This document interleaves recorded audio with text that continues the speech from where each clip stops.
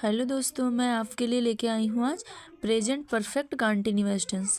आज हम लोग किसका अनुवाद बनाएंगे? प्रेजेंट परफेक्ट कंटिन्यूअस टेंस की इसकी हिंदी में पहचान क्या होती है, इंग्लिश में पहचान क्या होती है और इसको हम लोग कैसे अनुवाद इसका बनाएंगे। लेकिन वीडियो देखने से पहले वीडियो को लाइक करें, चैनल को सब्सक्राइब करें और कमेंट करना ना भूलें। तो सबसे पहले क्या होता है, प्रेजेंट परफेक्ट कंटिन्यूअस टेंस को हिंदी में क्या बोलते हैं? पूर्ण अपूर्ण वर्तमान काल। यानी कोई काम जो हो रहा हो और पूरा भी नहीं हुआ हो और हो भी रहा हो, उसे क्या कहते हैं?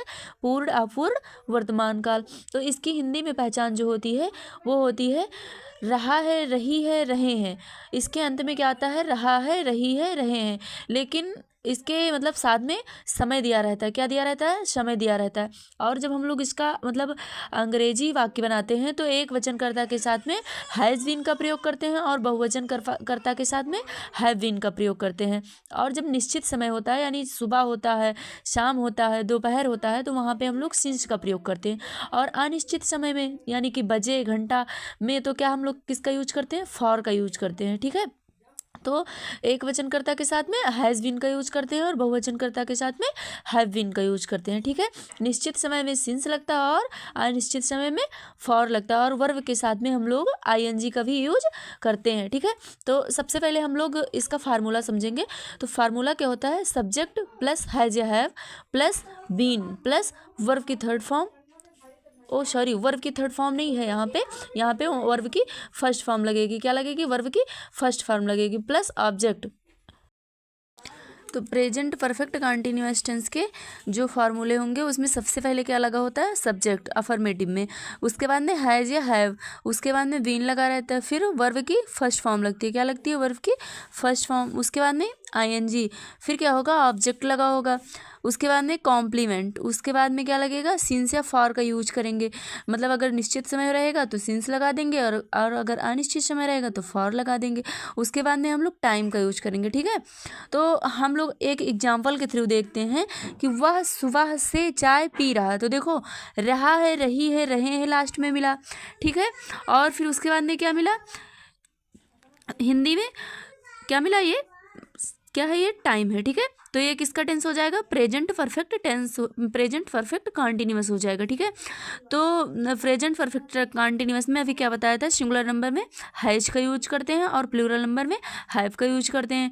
तो हम लोग सबसे पहले ही लगाए, फिर वह भाई एक वचन है, हर कोई जानता है, तो ही के साथ में हम लोग क्या लगाएंगे? हैज लगाएंगे, तो ही हैज हो गया। उसके बाद में बीन लगा दिए, हेल्पिंग वर्ब। ठीक है, फिर उसके बाद में पी रहा है, यानी पीना की अंग्रेजी क्या होती है? ड्रिंक होती है। ठीक है, लेकिन सॉरी दोस्तों, यहाँ पे टेक लगेगा। ठीक है, तो चाय के साथ में हम लोग टेक का यूज करते हैं, टेक हो जाएगा। और टेक के साथ में आईएनजी लगेगी तो यहाँ पे क्या हो जाएगा?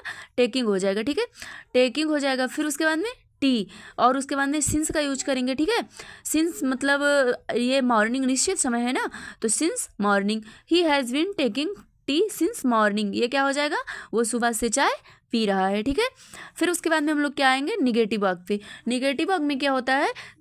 सेम फार्मूला वही रहेगा, लेकिन जो नॉट रहेगा वो हैव के बाद नॉट लग जाएगा। ठीक है, तो सबसे पहले इसमें क्या होगा? सब्जेक्ट लगाएंगे, फिर हैज या हैव लगाएंगे, फिर नॉट लगाएंगे, उसके बाद में बीन का यूज करेंगे, फिर वर्ब की फर्स्ट फॉर्म लगाएंगे और उसके बाद में हम लोग आईएनजी का यूज करेंगे, फिर ऑब्जेक्ट लगाएंगे, उसके बाद में कॉम्प्लीमेंट, फिर सिंस या फॉर या टाइम। ठीक है, तो मैं 2 घंटे से किताब पढ़ रहा हूँ, यानी आई हैव नॉट, मैं 2 घंटे से किताब नहीं पढ़ रहा हूँ, ये निगेटिव वाक्य है।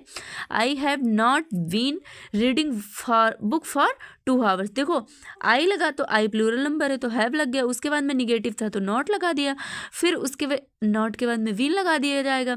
फिर रीड, ये क्रिया है। ठीक है, वर्ब की फर्स्ट फॉर्म हो गई, उसकी आईएनजी लगा दिया। फिर उसके बाद में बुक लगा दिए, ऑब्जेक्ट है ना। फिर उसके बाद में फॉर 2 आवर्स, यानी फॉर 2 आवर्स 2 घंटे से। तो 2 घंटा क्या है? अनिश्चित समय है, यानी कि ये पता नहीं है कि वो कब से 2 घंटे से पढ़ रहा है, दोपहर में 2 घंटे से, शाम में दोपहर या रात में, सिर्फ इतना तो पता है 2 घंटे से, यानी ये अनिश्चित समय। तो फॉर लगेगा for 2 hours. I have not been reading book for 2 hours, यानी ये मैं 2 घंटे से किताब नहीं पढ़ रहा हूँ। फिर उसके बाद में क्या है? इंट्रोगेटिव है, तो इसमें क्या होगा, सबसे पहले हम लोग किसका यूज करेंगे, हैज या हैव का। हेल्पिंग वर्ब का यूज करते हैं यस नो टाइप वाले क्वेश्चन में, तो हैज या हैव का, फिर उसके बाद में सब्जेक्ट का, फिर बीन का, उसके बाद में वर्ब की फर्स्ट फॉर्म लगा दिए, फिर आईएनजी, उसके बाद में ऑब्जेक्ट लगाए, फिर कॉम्प्लीमेंट लगेगा, उसके बाद में सिंस या फॉर का यूज करेंगे, फिर टाइम का यूज करेंगे। ठीक है, तो क्या है यहाँ पे, क्या शुभम रात से रामायण पढ़ रहा है। तो देखो सबसे पहले हम लोग देखेंगे ये कि सिंगुलर नंबर है कि प्लूरल नंबर है। तो ये तो भाई सिंगुलर नंबर, ये तो अकेला ही है, तो यहाँ पे क्या किसका यूज कर देंगे, हैज का। ठीक है, हैज हो गया, फिर हम लोग क्या लगाए, सब्जेक्ट शुभम हो गया, फिर उसके बाद में क्या बताया था, वीन लगेगा, वीन लगा दिया। पढ़ रहा है, पढ़ना की अंग्रेजी होती है रीड, तो रीड हो गया, फिर उसके साथ में क्या लगाएंगे, आईएनजी, तो रीडिंग हो जाएगा। फिर क्या है यहाँ पे ऑब्जेक्ट क्या है, रामायण, रामायण हो गया, फिर क्या है, सिंस, यानी ये निश्चित समय है, तो सिंस हो गया, और फिर समय क्या है, नाइट, तो ये हो गया night. Has Shubham been reading Ramayana since night, क्या शुभम रात से रामायण पढ़ रहा है। ठीक है, तो आज के लिए इतना ही, और अगले वीडियो में हम लोग बात करेंगे पास्ट इंडेफिनिट टेंस के बारे में, फास्ट इंडेफिनिट टेंस के बारे में, और जो इसके आगे की वीडियो है वो आपको मेरे लिंक पे मिल जाएगी। ठीक है, अगर वीडियो पसंद आएगी तो कमेंट करना, और जो कुछ भी समझ में नहीं आएगा वो कमेंट बॉक्स में बताएं। धन्यवाद दोस्तों।